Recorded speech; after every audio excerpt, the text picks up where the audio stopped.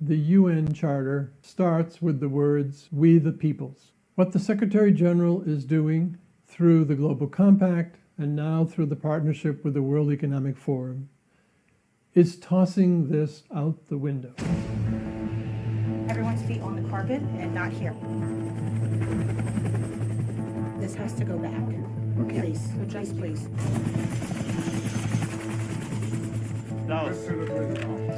Good to see you again.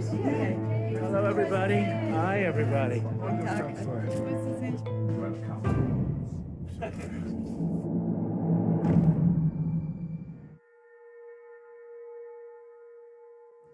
Hi, my name is Joan Vian. I'm with the Women's International Media Group, and for the last 15 years I've covered global meetings around the world, 108 to be exact.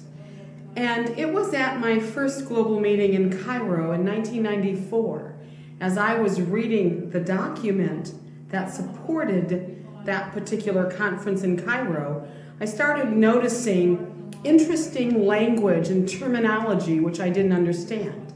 And then as I continued to cover other global meetings, I started to see this phrase about public and private. And sometimes with public and private, they would talk about non-governmental organizations and foundations. They never ever mentioned specifically corporations.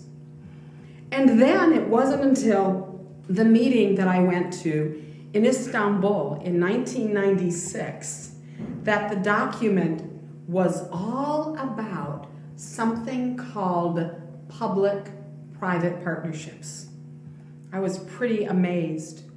What is a public-private partnership?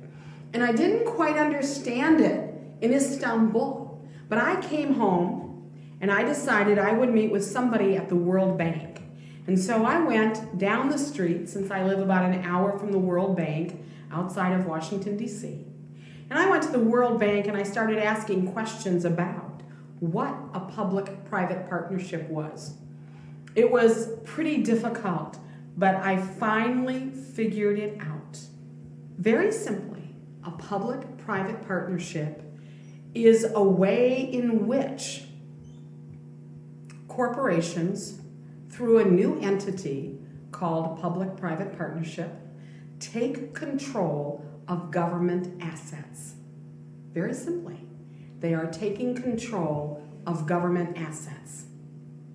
And when I figured that out, I was absolutely amazed, because public-private partnership was a concept plastered throughout the various United Nations conferences and their documents. And it was a concept that was also talked about very openly after 1996. It was, if you will, the solution for government that is broke.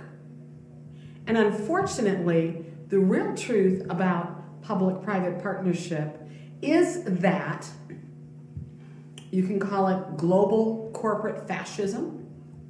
You can call it transfer of wealth. You can say that it uses deceit, deception, and distortion.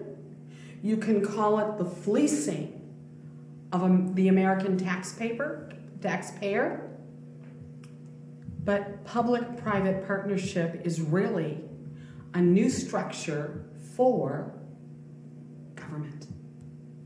The change is happening faster than politics and government normally respond. And that's why I think this is not a normal situation. So government has got to get into a much deeper relationship with business and industry over this. And you've got to bring the expertise into government of people who really understand the technology. And the problem is the technology is moving fast, and the criminals who are exploiting it, they're also moving fast. I mean, they're entrepreneurs, they're criminal, but they're looking to spot the opportunity and to take advantage of weaknesses in the system, and that's what they're doing. So, we've really, one of the things that should happen with this technology revolution is it should also reshape the state, how government operates, the skill set that it has, its interactions both with citizens and with the business sector. In 1999, I went to a conference at the State Department in Washington, D.C., sponsored by Al Gore. And he was holding the first global meeting on reinventing government. And I thought, my goodness, reinventing government? And one of the shocking things at that meeting was Al Gore was talking to other countries, the delegates from other countries who were at that meeting, and he referred to you and me, the taxpayer, as customers. And I thought, my goodness, we have now become customers? And it was the terminology that made me realize again that we were talking the restructuring of government. 2 years ago in 2007, I covered the 7th global meeting on reinventing government in Vienna. I wanted to see how far it had come, what kind of evolutionary change that they had come up with. And again, at the center of reinventing government was public-private partnership. So, what is a public-private partnership? The definition for a public-private partnership is an exclusive partnership between a public entity and a private entity that uses the financial resources of the private sector to carry out the legal activities or functions of the public sector. 3Ps do not work in a free market way where competition decides who wins and who loses. This is because a 3P company is granted special privileges by the government, such as the liberal use of eminent domain, tax breaks, subsidies, front of the line for permits, and freedom from certain regulations, etc. Hence, the company accepting the goodies is the private part of the public-private partnership, while the government granting the goodies is the public part of the partnership. These corporations force their competitors to play on an unlevel playing field. This is called corporatism, crony capitalism, or more commonly, choosing winners, and undermines the free market system on which our prosperity rests. This can, over time, cause the creation of government-sanctioned monopolies in selected segments of the economy. The corporation, because of all the goodies it has received from the government, will have a stronger bottom line. In return, the corporation will allow the government to tell it what to produce. For example, let's say solar cells, wind turbines, mercury-laden light bulbs, etc. The corporation, in return, will have the job of promoting its government-approved products through its many advertisements. These advertisements not only increase the corporation's bottom line, but serve as a vehicle for the indoctrination of the citizen to accept whatever the government is pushing. In this way, the company's bottom line benefits, while the government watches the company do the government's bidding. And the public is limited to, or indoctrinated into, buying artificially expensive products that would not be successful in a true free market system. Add to this, the corporation is most likely using your tax dollars, and if the corporation fails, the tax dollars disappear. An infamous example of a 3P is Solyndra. The government provided huge amounts of money, which came out of the pockets of taxpayers, to encourage the corporation to produce solar cells. When the company went bankrupt for lack of demand, it cost the public sector approximately $500 million in tax dollars. These green sector jobs are especially worrisome because it appears that sustainable development policies are designed to destroy, through unreasonable regulations, certain existing industries, like the coal companies, which will then be replaced by new green industries, created with federal subsidies paid for by the taxpayers. Agenda 21 is not an environmental movement. If it was, the EPA would never allow this mercury-laden light bulb to be manufactured or used in the U.S., nor allow the creation of windmill farms that are known to kill every year thousands of birds, including the bald eagle. As said previously, It is a political movement designed to control humans and their wealth. Of course, it's not just American companies entering into PPPs with our government. Foreign companies are being met with open arms by local, state, and federal officials who see a way to use private corporations and their massive bank accounts to fund projects.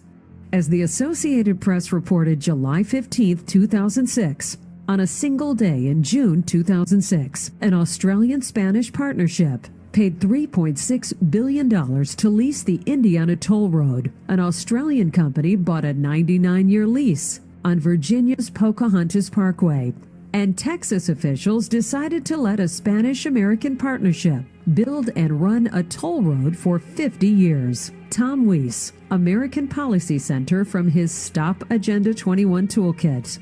Perhaps most worrisome of all are PPPs that involve the infrastructure, roads, sewer systems, water supplies, water treatment facilities, etc., of a community. Many communities are cash-strapped and always looking for ways to raise money. With that in mind, communities may be tempted to sell and/or lease, often for very long periods of time, parts of their infrastructure. Not only do they get cash, but they no longer are required to maintain expensive infrastructure. However, when government is in charge of a community's infrastructure, there is an implied responsibility to maintain it to an acceptable degree, while at the same time minimizing the tax service fee burden. If for no other reason, if this doesn't happen, elected officials become unelected ex-officials. If public infrastructure is sold off or leased to a private entity, the cost of service to the taxpayers is subservient to the corporation's need for profit. The private entity is not electable. So if rates soar, unelecting the heads of the corporation is not an option. Even more concerning is if, as mentioned previously, a foreign entity leases the infrastructure, they are even less likely to have the best interest of the American taxpayer in mind. In addition, profits from these ventures are likely to leave the U.S. Taking this one step further, it might be suggested that when governments lose control of their infrastructure, they will also lose control of their governing ability and will no longer remain accountable to their taxpayers. You might even say, as did President Clinton, that we are reinventing government. At one time when William Jefferson Clinton was president, I laughed about how one day we might have the Slick Willie Foundation and he would form public-private partnerships for his own benefit. And interestingly enough, we now have the William Jefferson Clinton Foundation, and yes, he is part and parcel of many partnerships. So you have foundations, you can have universities, you can have associations, like the Timber Association or the Automobile Association. Any association, any entity that has a lot of money. You can have the Rockefeller Foundation. Partnerships and coalitions are going to be the hallmark of this century, and that will differentiate the 21st from the 20th century. We need, our kinds of groups certainly need to respect and build coalitions among government, civil society, and the private sector, and recognize that the private sector is going to be really critical for mobilizing a lot of change. And then there are non-governmental organizations, the NGOs. Most of the time you would have environmental NGOs, the Sierra Club, the Nature Conservancy, any organization that has to do with the environment, because after all, the real bottom line of a public-private partnership is to take control of the assets of government, local government, county government, municipal government, state government, and even federal government. So, what do you have? You have these three entities: the public, being government, the private, which can be corporations, along with foundations, along with non-governmental organizations, And they come together and they determine that they are going to buy, for example, a sewer. You see, the city of Atlanta, Georgia, for example, let's just fly with this one. Atlanta, Georgia cannot afford to restructure, revamp their sewage system. And therefore, they go to the people, the citizenry, and they say, we're going to have to raise your taxes X amount of dollars in order to be able to afford to restructure, revamp the sewer system. The citizenry says, we already pay too many taxes. We refuse to do this. And so they go back to the drawing board, and then, amazingly, they will come up with some innovative idea. You always look for that word, innovative. And sure enough, as you read through, they will talk about how, for example, Boeing Corporation is going to partner with the city of Atlanta and the state of Georgia to help with their sewer system. And of course, the Nature Conservancy or the Sierra Club or one of them is going to come along as a non-governmental organization to help. And so pretty soon what really happens is the sewer system, which belongs to the taxpayers of Atlanta, Georgia, is transferred to this new partnership, which is comprised of Boeing and the city of Atlanta and the state of Georgia and the Sierra Club to help the citizens get a new sewer system. Now, what happens in a public-private partnership besides the transfer of that asset? Well, the little old lady who receives her sewer bill goes into shock and calls up and says, I'm sorry, I can't afford this. What is going to happen? She is now going to be talking to someone who represents this new partnership. And what is their goal? Profit. No longer service, because that was the goal of government. And they will say, well, we're so sorry, but these are our new rates. Thank you very much. But what else has happened? That part of government that used to represent the taxpayers who bought that sewer system is now silent. And there is no representative government in a public-private partnership because the goal is not to serve the people. The goal is to make a profit at any price. And so over the years, what I have seen in many, many documents at every turn, even in the 2008 credit crises, what are you hearing? You're hearing the words public and private. They must come together. And whenever you hear that combination, public and private, they're talking public-private partnership.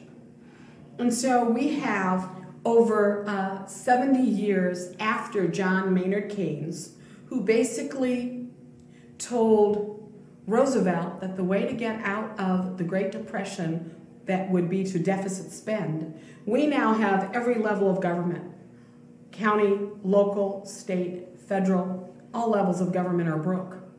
And therefore, they are now ripe to start selling their assets to these public-private partnerships. And what happens? The whole structure of government that our forefathers put in place starts to become diluted little by little by little until at some point we won't even recognize government. You talked about what may happen on the other side of this pandemic, and I'm very curious how you think this is going to change business, dare I say the word, capitalism, taxes, all of it, in an environment right now where clearly there are at least questions about whether there is a free market, given the government has come to the rescue, not just here in the United States, but around the world. You could argue this is corporate welfare at the moment. The question is, how you think that changes the conversation after. I think it changes capitalism forever, just like Leon Cooperman said on your show last week. He said, when government is called upon to protect on the downside, it has a right to regulate on the upside. And I don't think it's a winning argument to use, neoliberal arguments against regulation when we are putting trillions and trillions of public money into the private markets. So I think we have to reform capitalism, and it's the same thing that happened after the Depression. Capitalism changed, and it therefore saved capitalism. But when we have the private sector getting trillions of dollars, it can expect government to regulate for those 290 million people. Lynn Forrester de Rothschild. Is this a mistake? I don't think so. Not based on all the documents and the conferences that I've covered over the last 15 years. That there are also international public-private partnerships. And they will include, for example, the United States, the United Nations. They can include maybe 10 or 15 other countries. They can include 1, 2, 10, 20 non-governmental organizations. They can include all kinds of associations and foundations and corporations. And there are now transnational public-private partnerships being set up worldwide. I would invite you to go to my website, womensgroup.org, WOMENSGROUP. Take a look at some of our information. Some of it is free, some of you will have to send for, but we have a number of books. For example, Prince Charles, The Sustainable Prince. That was my first book, and it was written all about sustainable development and public-private partnership. And then we have a follow-up called Sustainable Development, The Greatest Lie of the 21st Century. That talks about public-private partnership as well. It also talks about these global, transnational public-private partnerships. This news doc explores the folly of expecting private enterprise to operate in the service of the public interest on a grand scale, globally, in key fields, financing the United Nations 2030 Agenda and Sustainable Development Goals, climate change, health, digital cooperation, gender equality and the empowerment of women, and education and skills. Specifically, it explores the United Nations Strategic Partnership Agreement with the World Economic Forum. The agreement was signed by the Office of the UN Secretary General and executives of WEF, the World Economic Forum, better known as Davos, a leading proponent of public-private partnerships and a multi-stakeholder approach to global governance. The United Nations, as the world's intergovernmental multilateral system, should always focus on protecting common goods and providing global public benefits. That's the position of signatories of an open letter sent to the UN Secretary General by hundreds of civil society organizations from all regions of the world. The letter states, quote, "This public-private partnership will permanently associate the UN with transnational corporations, some of whose essential activities have caused or worsened the social and environmental crises that the planet faces. This is a form of corporate capture." The letter calls on the Secretary General to terminate the agreement. I met up with Harris Gleckman to get his take on all this. Harris Gleckman is the author of Multi-Stakeholder Governance and Democracy, A Global Challenge, and is currently working on a handbook on governance of multi-stakeholderism. Harris Gleckman is a senior fellow at the Center for Governance and Sustainability, UMass Boston. We go now to our featured clips of that meeting. Civil society is calling the World Economic Forum UN agreement as a corporate takeover of the UN. The UN Charter starts with the words, "We the peoples." What the Secretary General is doing through the Global Compact and now through the partnership with the World Economic Forum is tossing this out the window. He is saying, I'm going to align the organization with a particular structural relationship with multinationals, with multi-stakeholderism, and set aside attention to all the different peoples of the world in their particular interests of environment, health, water needs, and really talk about how to govern the world with those who have a particular role in creating problems of wars from natural resources, of creating problems relating to climate, creating problems relating to food supply and technologies. That is undermining a core element of what the United Nations has been and should be for its next 75 years. It's striking that the agreement was signed as the UN is celebrating 100 years of multilateralism, the centenary year, 1919 to 2019. And next year, 2020, will mark the 1945 signing of the UN Charter's 75th anniversary. Lynn, if I could give you an overview of what I'm concerned about the aspect of this, about multi-stakeholderism, is that the Secretary General is a leading public figure for the multilateral system, the intergovernmental system. The World Economic Forum is the major proponent, or one of the major proponents, that a multi-stakeholder governance system should replace or marginalize the multilateral system. Our next guest wrote an op-ed in the Financial Times this week, and it was titled, "Companies that tap U.S. relief packages must be more transparent. The public deserves to know how they will protect the well-being of their employees, customers, and the planet." Joining us right now is Lynn Forster Rothschild, founder of the Coalition for Inclusive Capitalism. She's also the CEO of the investment office, E.L. Rothschild. And Lady Lynn, it's great to have you on the program this morning. You wrote a fascinating piece. The question I'd ask you is, who should be responsible for all of this? Is it the government that should be required to force companies to make these disclosures? Should it be the companies themselves? Should it be some private-public partnership? How's it supposed to work? Well, first of all, we saw last year when Corona referred to a beer, not to a crisis, that the Business Roundtable CEOs stepped up and they said that they are going to dedicate themselves to all their stakeholders, to their customers, to their employees, to their community, and to the planet. Davos was all about stakeholder capitalism. Hello, everyone. Welcome to our session today on stakeholder capitalism, building the future. We have a fantastic panel with us. We're going to start this session with the expert on stakeholder capitalism, the WEF chairman and founder, Klaus Schwab.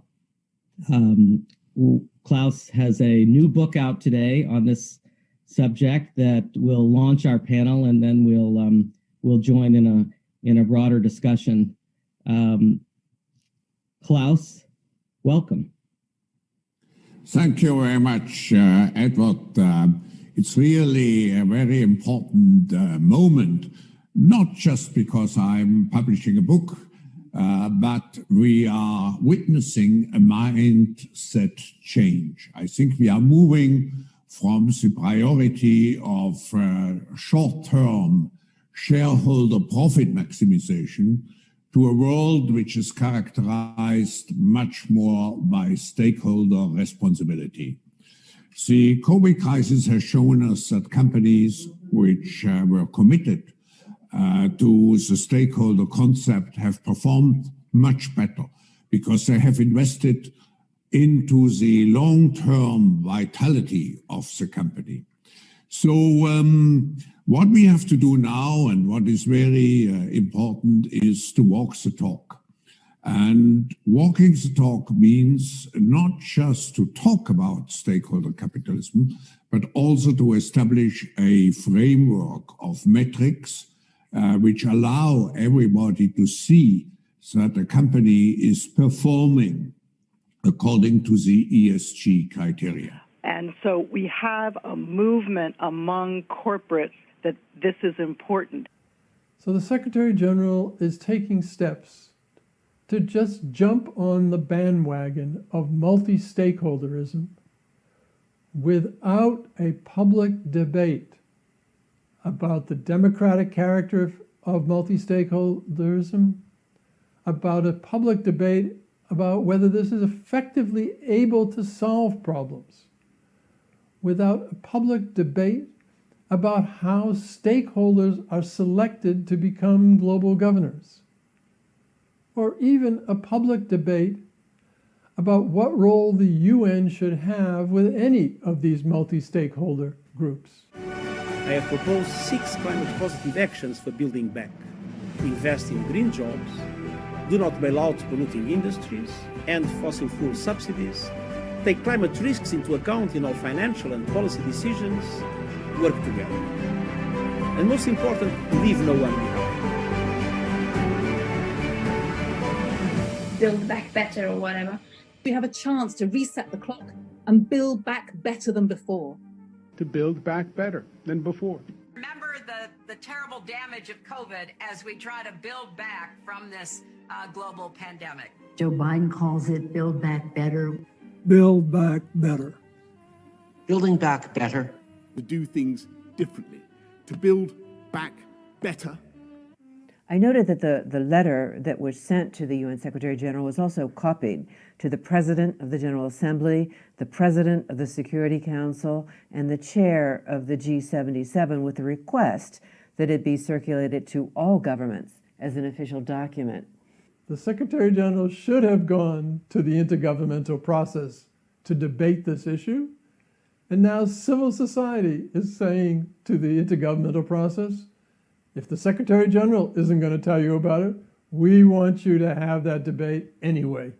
In addressing the UN Secretary General, the letter by civil society organizations recognized that the Secretary General faced serious challenges.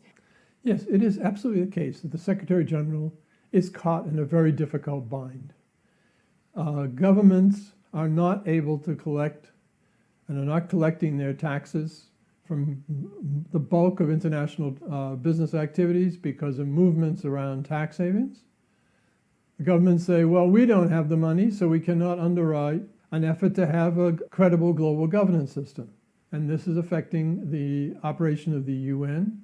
And so the Secretary General is looking at a challenge. He has the financial challenge, underpayment and of current dues and underfunding of the whole organization, and an aggressive effort by the Trump administration to deconstruct all the organizations of the international system in a period when, as you observed, it's the 100th year of multilateralism and the 75th year of the United Nations. And here the Secretary General has 2 major crises on his hands in terms of the integrity of the system. Briefly, give us some context on what you see as the motivation of the World Economic Forum. Now, the World Economic Forum's motivation for joining, for perhaps even driving forward this idea of a strategic partnership, came from their work following the financial crisis starting in 2008 and 9. Davos, the common name for the World Economic Forum, convened 700 people working for a year and a half on a project that they called Global Redesign Initiative. They created that project because they realized that the whole public view about globalization as a good for the world was crumbling as a result of the financial crisis. What we need is remoralization of globalization. The Amazon is burning under the presidency of Jair Bolsonaro. Of course, I'm concerned what he said, not only about environment. I think he needs to hear loud and clear that the Amazon is off limits. Oh, it's terrible. The man is very tough. The man was a captain. What is the problem with that? Greta, what is it that you want to change? Everything. Yay, that deserves a clap. Yeah. The greatest danger is the destruction of trust in presidents, in prime ministers, in ministers, in political parties, in international organizations, in banking systems, in multinational corporations, in democracy itself. Human labor. President. And so they wanted to propose a new method of governing the world. And 2 of the elements of their proposal, that's actually a 700-page research papers, were to have a new relationship with governments in the United Nations system and to advocate that the global problems of the world should be solved by multi-stakeholder groups. This new partnership with the Secretary General is an implementation of what they laid out in their Global Redesign Initiative to have a special place in the United Nations system for corporations to influence the behavior of the international organizations, and also for those corporations to be able to say to other people, look, we're in partnership with the United Nations, so treat us as if we were neutral, friendly bodies. Let me just share with you a couple of examples that may help convey how serious that is. Sustainable Development Goals were negotiated by governments in open sessions, and they determine what the goals should be in 17 areas. Multi-stakeholder groups have announced that they are going to implement Goal 8 or Goal 6, and in the process, they declare, here is how we will work on health, here's how we will work on education, here's how we will work on the environment, and rewrite what is the outcome of the Sustainable Development Goals in their own organizational interests. In some ways, that's not surprising. You bring together a group of companies, selected governments, selected civil societies, selected academics, and they will have their own internal dynamic of concern. But what they do is they assert that what they are doing, their rewritten version, actually they are telling the world, well, we're actually doing the UN version, but that's not what their text is. For example, in the energy field, in the energy goal, there are 5 key adjectives that describe the target about global energy needs. The leading multi-stakeholder group, Sustainable Energy for All, their target has 4 of those adjectives, and they dropped the one which was affordability. This is how the process of multi-stakeholders taking over an area, redefining it, but to the public announcing that they are implementing the intergovernmental goals is an unhealthy development in global governance. The civil society letter referred to the agreement as a public-private partnership, as did you in a recent op-ed. Explain more about the public interest issue with public-private partnerships. Let's take a particular effort of a public-private partnership in providing water in a city. Historically, this is a public or a municipal function to make sure that there is adequate amounts of water, that the quality of water is health and is safety, and that it's regularly and reliably available to the residents in the area. When a public-private partnership comes in, the corporate side may have an interest in some of these goals, but adds an additional one. That is, they want a return on their investment, they want to profit from it. So some of the items of those various public functions, access, quality of material, of water, reliability of water, access to all people, then gets subtly changed. So if there's a manufacturing facility on one part of town, more water may be diverted in that direction. If water purification is a little hard about a particular element, we may get a little lazy about doing that in the interest of profits. If it's going to take a lot of work to dig up a street and replace pipes, they'll say, well, we can wait another 5 years and use those pipes which may have lead in them. All because now you add the fact that this public-private partnership needs to make a return of profit on what should be, what has historically been, a public municipal function. So you create this unequal development in terms of meeting public needs against the now new requirement that if you want a water system, you have to produce a profit for some of the actors involved. Food security is a major issue for vast populations. Comment on the implications for food security. If we want to build, well, recover, create a food secure world, you need to work with those who are growing, producing foods directly, not those who are processing, distributing, marketing, rebranding. We need to start at the very base and create a system of engagement with small farmers, with small fishing families, with those around the world who are the actual food producers, who have been preserving knowledge and building knowledge for centuries. They've received that knowledge from centuries. That's the direction that would change the way in which we could actually look at the issues of hunger and food security in the world in a quite different fashion. Going to those who have a profit-centered motive in global governance will sharply narrow what might be possible to do.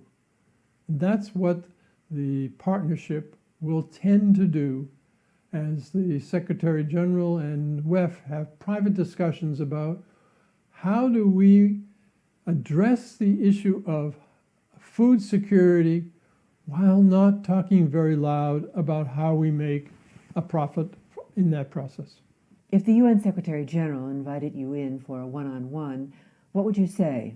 I would say to the Secretary General that he needs to give a major re-examination of the way the United Nations works with all of the peoples of the world. In order to provide a stronger base for the United Nations, the doors have to be made wider so that the views of various popular bodies, social movements, communities around the world have far greater access to the United Nations. I'd also say to him, as the Secretary General, the UN needs an open and clear conflict of interest policy and a conflict of interest practice. For those multinationals who are causes of problems, who aggravate the global problems of inequality, we need, and you as a head of the United Nations, need to separate the United Nations from that process. They should not be invited to attend meetings. They should not be allowed to make statements. In the climate area, those who are continuing to extract natural resources from the ground where they should stay. We have taken too much of carbon out of the ground. If we're going to meet the Paris Accord, they should have no role entering the United Nations. I'd also say to the Secretary General that he needs to establish a much bigger office to support civil society.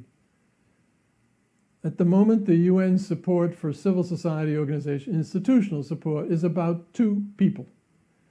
That is absolutely the wrong level of engagement with the wider elements of civil society.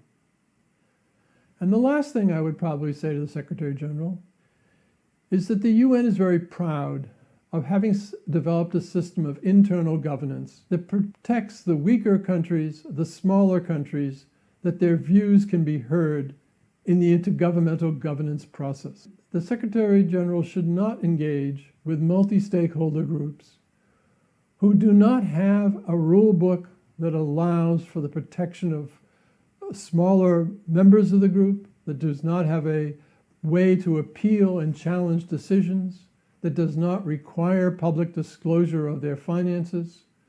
All of those characteristics of multi-stakeholderism, the Secretary General should have, and the UN should have, no relationship with those who are not interested in protecting core concepts of democracy. Now, how do we fight it? We have to be alert. We have to be alert. We have to know what a public-private partnership is. And then we have to go to the meetings and we have to oppose it. I don't know how else to do it. You see, that little old lady who asked Franklin as they were debating what kind of structure of government the 13 colonies would have. And she said, "Mr. Franklin, what kind of government do we have?" And he replied, "Madam, you have a republic if you can keep it."